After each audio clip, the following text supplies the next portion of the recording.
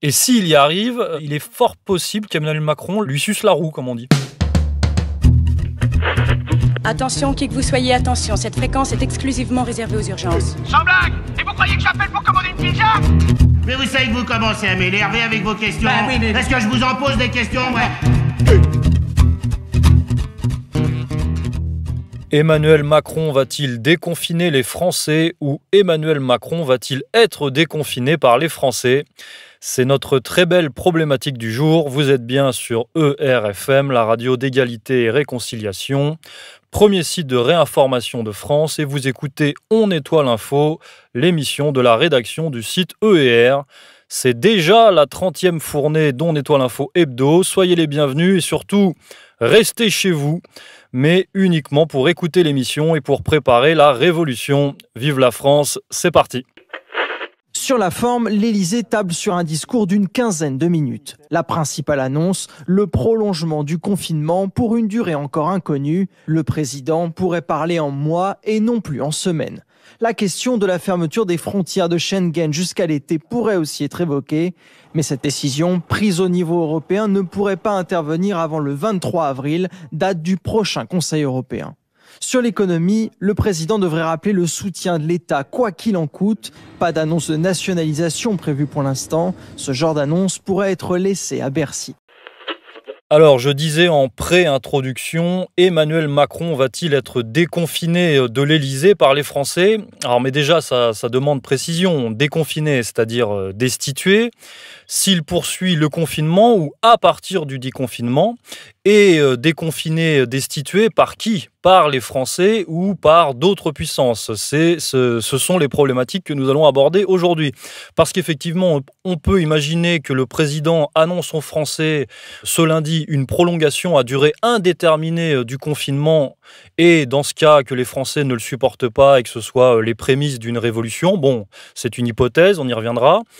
On peut aussi imaginer que le président Macron annonce un déconfinement prochain, mais qu'il soit quelque part déjà trop tard pour ses fesses. Il y a quand même un lourd passif de contestation sociale en France avec les Gilets jaunes, et que le déconfinement soit dans ce cas finalement le départ de sa mise à mort par le peuple qui trépigne.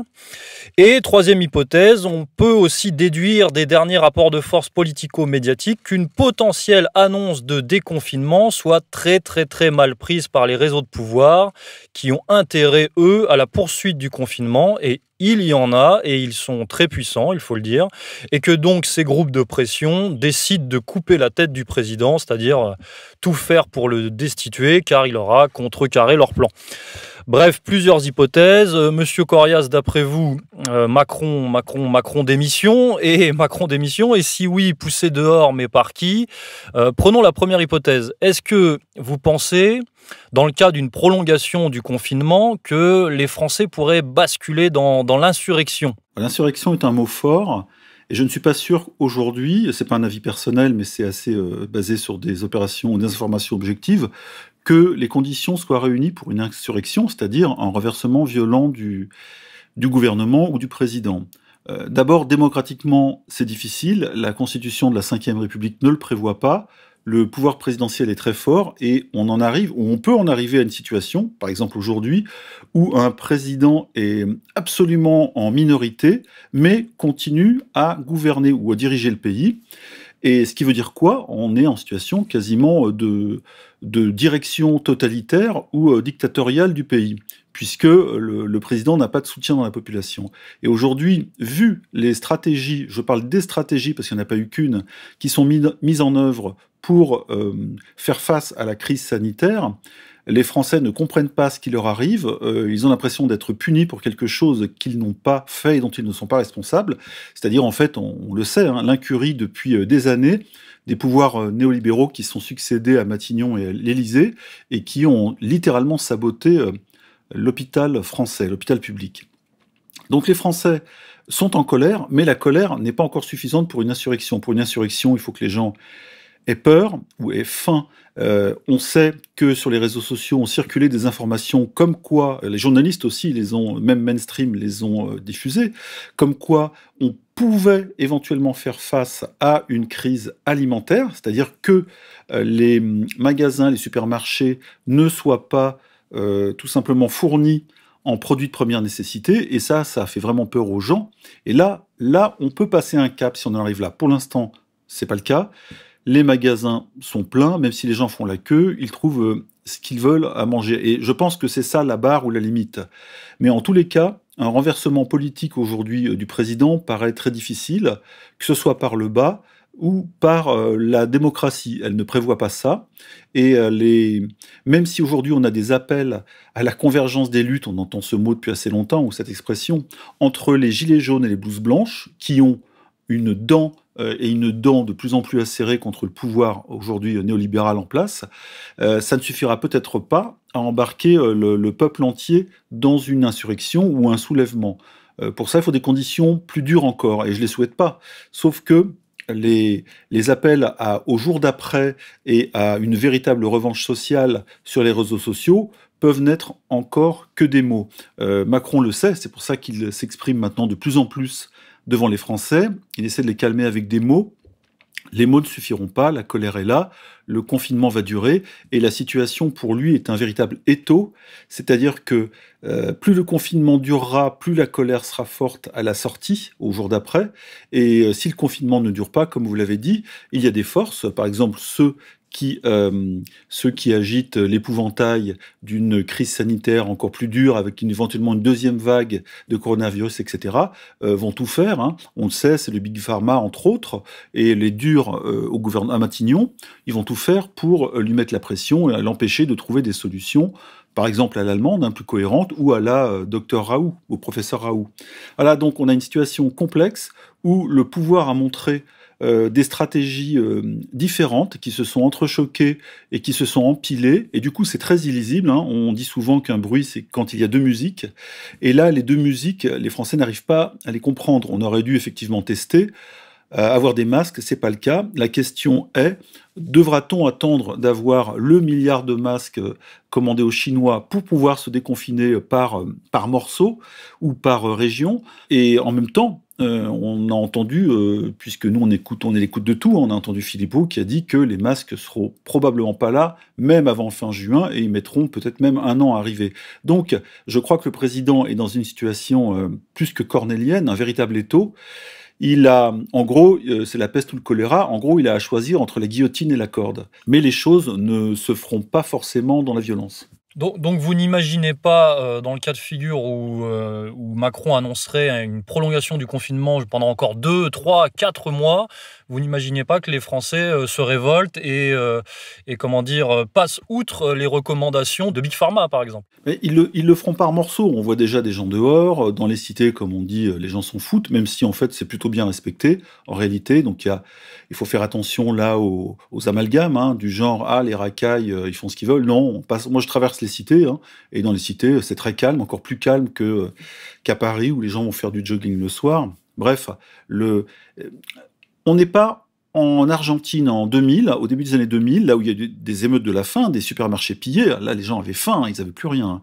Avec le FMI qui a instauré une austérité ultra-violente pour établir soi-disant les comptes de la nation, ou en Grèce après 2008, quand il y a eu une montée des extrêmes, gauche et droite, qui sont d'ailleurs même affrontés au lieu de se tendre la main, mais apparemment c'est très compliqué, et où les gens ont eu carrément 50% de revenus en moins.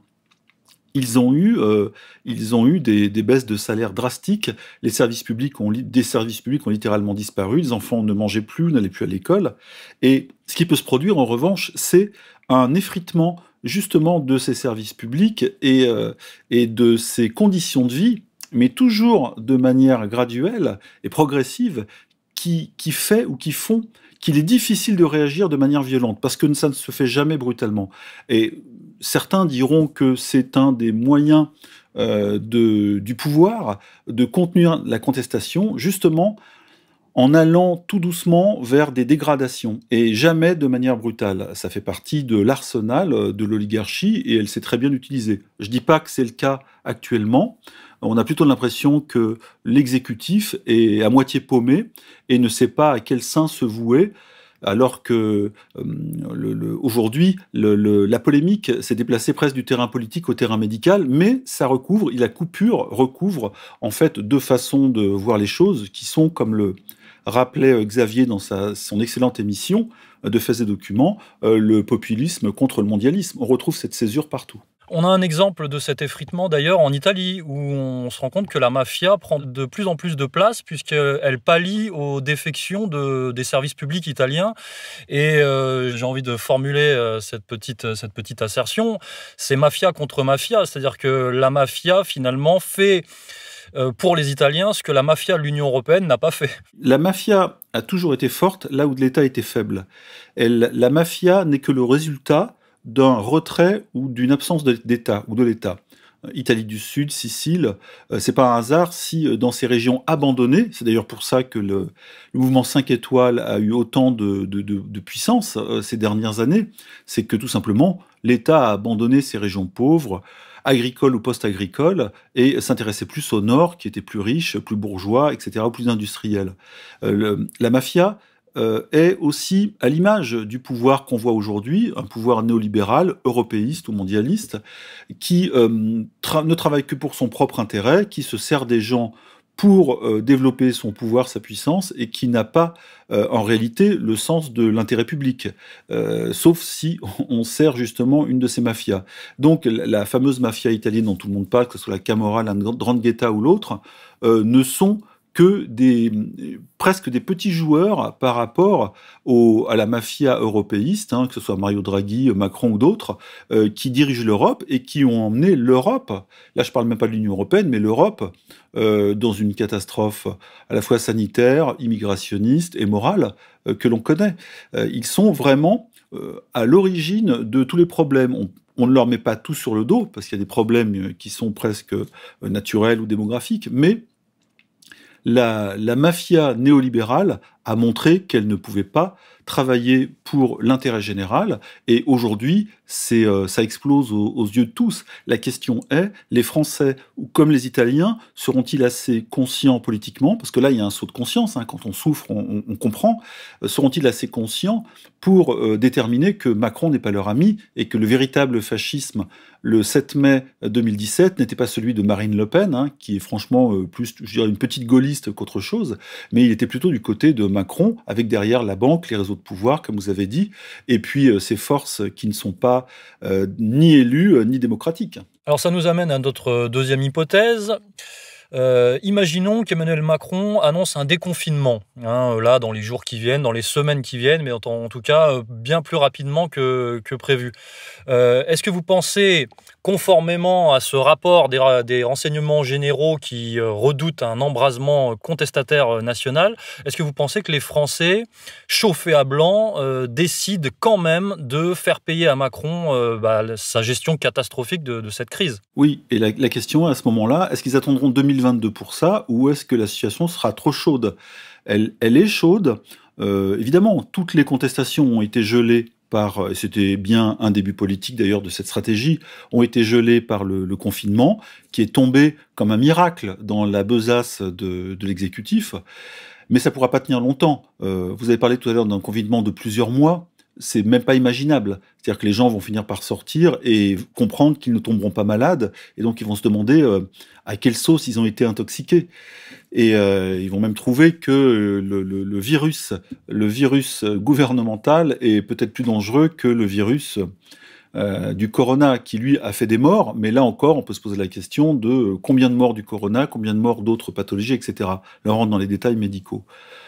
Macron, de toute façon, est visé par la colère nationale, mais on peut presque le considérer comme non pas un pantin, puisqu'il a un certain pouvoir, même s'il en a abandonné beaucoup à Édouard Philippe et Alexis Kohler, c'est un fusible, et il peut tout à fait, ça peut être une première dans la Ve République, sauter comme un fusible avant terme, avec des forces derrière qui considèrent qu'il a failli et que ce serait une manière d'éteindre la colère populaire. C'est tout à fait possible.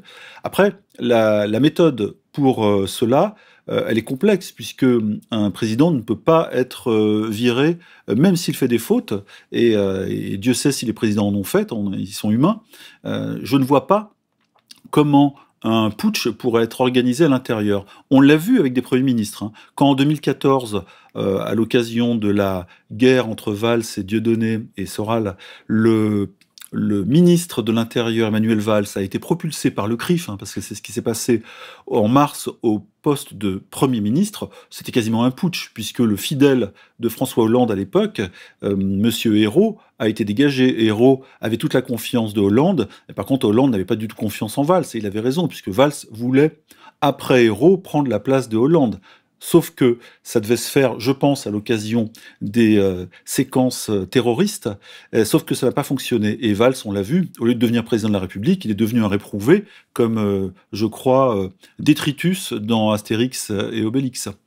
Donc on a une difficulté presque administrative et politique dans les textes, une difficulté constitutionnelle à mettre ce président dehors, et je crois que ça ne résoudrait rien, et même peut-être que ça mettrait au pouvoir des réseaux qui n'attendent que la chute de Macron. Mais Macron, aujourd'hui, je pense qu'il n'a plus la main, et il se fait forcer la main. La question, est-ce qu'il va basculer du côté de la France ou du côté des réseaux de pouvoir? C'est ce qui nous intéresse. Ah bah justement, c'est la troisième hypothèse, puisque quand même, cette semaine, on a vu une rencontre symbolique, puissante, entre Emmanuel Macron et le professeur Raoult, qui en termes de messages envoyés au peuple et aux oligarchies, on va dire, ce n'est pas rien, même si on ne peut encore pas préjuger de la suite. Mais on pourrait considérer que l'État profond français, qui est cette espèce d'alliage entre Big Media et Big Pharma en France, est très très mal pris cette intervention d'Emmanuel Macron, cette initiative d'Emmanuel Macron, et décide effectivement de lui faire la peau d'une manière ou d'une autre. Alors peut-être en lui envoyant le peuple sur le dos, comme vous l'avez dit, ou peut-être même on pourrait basculer dans d'autres ingénieries. Mais là, effectivement, on fait dans la politique fiction et de la prospective, mais pourquoi pas, si on va un peu loin dans la radicalité, pourquoi pas un Emmanuel Macron destitué par une sorte de contre-révolution colorée, ou une énorme campagne médiatique, voire pire s'il se radicalisait et s'il se patriotisait vraiment. En tout cas, on a l'impression que ça le démange un petit peu de faire fi des recommandations des grands réseaux de pouvoir, puisqu'il y a quand même, qui sait interpréter les signes politico-médiatiques des derniers temps, il y a quand même quelques signaux qui nous laissent penser qu'Emmanuel Macron n'est pas totalement dans la combine. En tout cas, qu'il est, comme vous dites, certainement un fusible et qu'il est pris entre deux feux, quoi. C'est ce qu'on a vu lorsqu'il a levé un bras ou une main molle avec la pince serrée du président du CRIF l'année dernière. On a tous vu cette vidéo hallucinante, elle a même tourné en ralenti sur les réseaux sociaux, partout, d'un Macron qui, évidemment, avait été pris dans l'étau de Monsieur Khalifa. Hein, la main, on voyait la main serrée sur son bras, et c'est une image incroyable. Rien que ça suffit à faire comprendre au dernier des imbéciles la réalité du pouvoir français, du pouvoir visible et du pouvoir profond. Eh bien, Emmanuel Macron, on le sait, il a toujours effectivement penché du côté néolibéral, mondialiste, européiste, tout ce qu'on veut. Hein, il a voulu être le petit prince de l'Europe, etc. Mais quand il a été contesté, on a senti qu'il avait des petits accents gaullistes ou gaulliens et qu'il voulait redevenir populaire. Et cette sortie à la Timone chez Raoult, le professeur Raoult, alors évidemment, on peut dire que c'est uniquement de la com, mais c'est une façon pour lui de respirer, de sortir la tête de l'eau et de recoller avec le peuple qui est effectivement derrière Raoult, puisque le peuple a deviné avec son instinct, son bon sens paysan ou même animal, puisqu'on l'appelle souvent la bête immonde, hein, mais la bête immonde a de l'instinct. Hein. Il a deviné que Raoult était plutôt du côté de la cohérence, du bon sens et de la raison, et que les autres, avec leur stratégie, avec leurs vaccins en attente, avec leur Bill Gates derrière, le réseau Epstein et tout le bordel, tout ça étant lié, hein, c'est l'hyperclasse mondialiste, eh bien, tout ça sentait très mauvais, même si les gens n'arrivent pas à articuler dans leur esprit toute cette opération, eh bien, ils sentent que ça pue. ils sentent que ça pue, que c'est le mauvais côté, et automatiquement, instinctivement, ils se mettent du côté de Raoult. Alors évidemment, Macron a compris ça, il veut gagner des points de popularité, mais même cette petite opération de com peut énervé en haut lieu. Et par haut lieu, évidemment, je ne dis pas la présidence de la République, mais le haut lieu, c'est-à-dire les réseaux de pouvoir qui sont derrière lui et qui essaient de l'influencer. On a vu, par exemple, dans la presse ces derniers jours, il n'y a pas une journée sans que le Raoult et surtout sa chloroquine ne soient attaqués. Maintenant, la chloroquine et l'hydroxychloroquine est devenue un poison. On lit Le Parisien, on lit Le Monde, on lit Le Figaro. C'est une véritable offensive anti-Raoult chloroquine. Et aujourd'hui, c'est ce professeur marseillais qui cristallise tout le débat et presque le futur proche de la France. Ce qu'il va tenir, s'il tient comme a tenu Dieudonné ou même Soral depuis quelques années, eh bien, ça fera quelque chose sur lequel le peuple français pourra s'accrocher pour refonder une nation, parce que cette nation est assez en lambeaux, et peut-être envisager l'avenir avec plus de sérénité et d'optimisme, parce qu'aujourd'hui tout est fait pour casser le moral des gens. Et moi je dis toujours, votre ennemi c'est celui qui vous sape le moral. Et c'est simple, celui qui vous donne du courage, c'est pas celui forcément qui vous entube, c'est celui qui justement vous remonte l'immunité et vous donne confiance.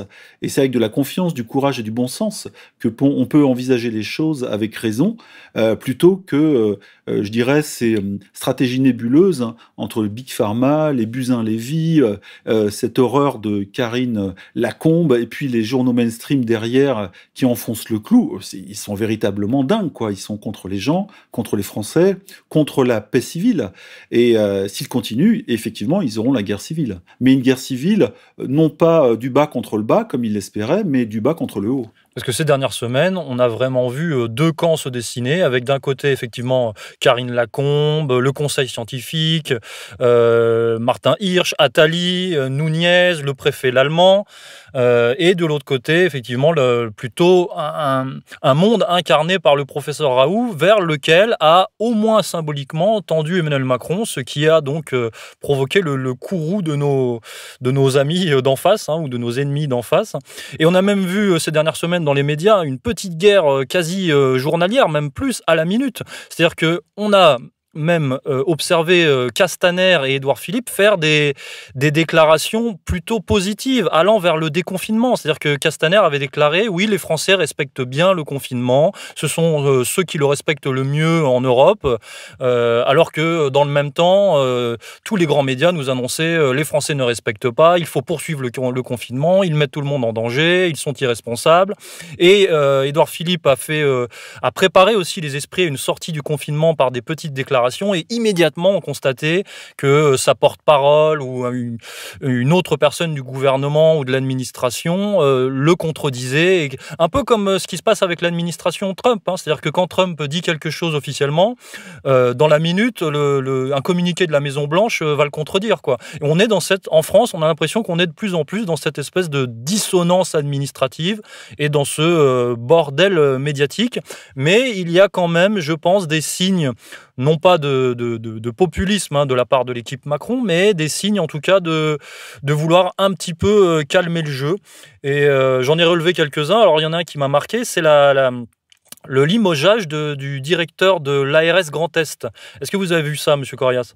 Oui, je l'ai vu passer. Voilà, donc lui, il avait déclaré vouloir poursuivre le plan de réforme dans son CHU de Nancy, ce qui consistait donc, ce qui revenait à continuer la suppression des lits, de 175 lits, et la suppression de 600 postes sur 5 ans.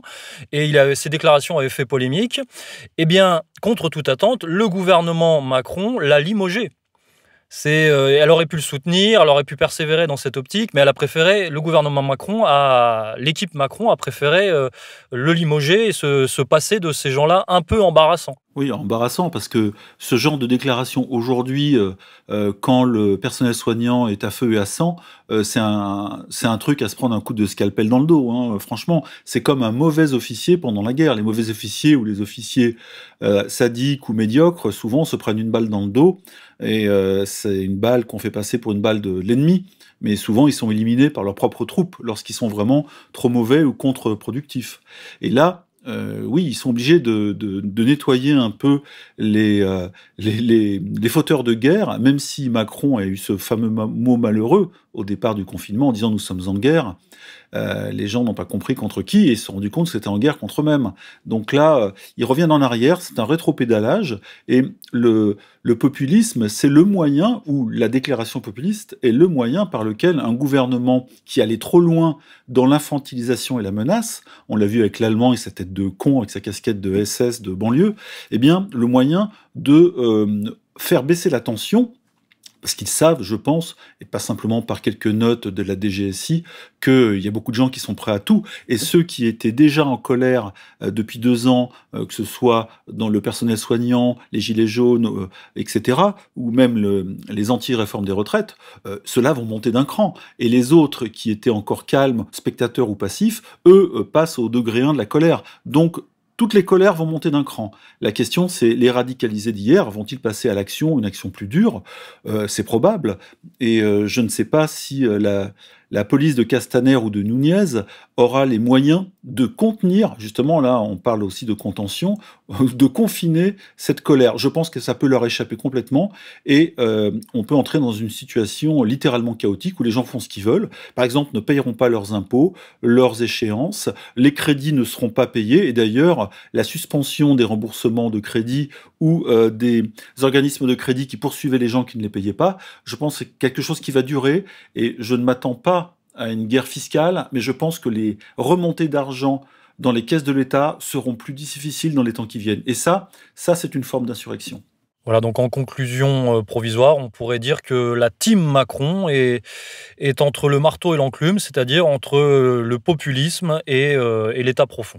Exactement. Il va falloir choisir son camp entre le populisme et l'État profond, entre la popularité et l'impopularité. D'ailleurs, moi je pense que Emmanuel Macron, pour choisir son camp, attend un signe à l'international de Donald Trump. Il est fort probable qu'on soit dépendant de l'imposition de la chloroquine aux États-Unis par Donald Trump, parce que lui, il va être obligé de l'imposer de force, semble-t-il, vu les rapports de force aux États-Unis. Et s'il y arrive, il est fort possible qu'Emmanuel Macron lui suce la roue, comme on dit. Oui, c'est ça, c'est un peu son père spirituel, malgré le différentiel idéologique. Eh bien, on va se quitter là-dessus, colonel. Au revoir. Chers auditeurs, c'était la 30e émission d'On Nettoie l'info. N'hésitez pas à partager cette émission avec vos amis afin que le maximum de Français confinés soient au courant de ce qui se joue actuellement en France. Et on se retrouve la semaine prochaine. Bonne semaine à tous.